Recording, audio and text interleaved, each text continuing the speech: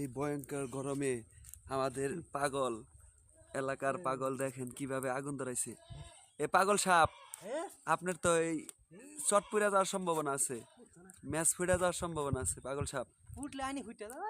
তাহলে আপনি একটু ওটা সাইড করেন।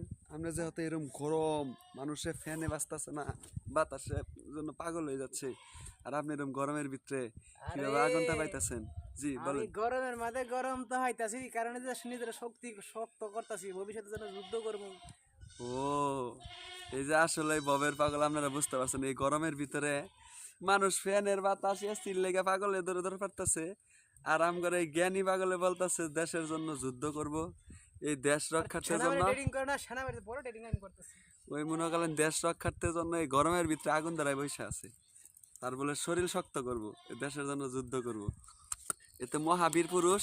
তো আপনারা কমেন্টে বলে যাবেন যে এই পুরুষটা কেমন পুরুষ, এই গরমের ভিতরে শরীর দিয়ে মানুষের ঘাম ঝরে আর সে আগুন ধরায় মনে করেন আগুন তাপাইতেছে।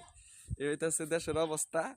আর আরেকজন তো মনে করলেন যে মক্কু খান, এতে মনে করলেন যে শুইছে, এর ঘুমার শেষ হয় না, ওই দুনিয়ার পা আবার এটা দিতেছে এই পাগলে।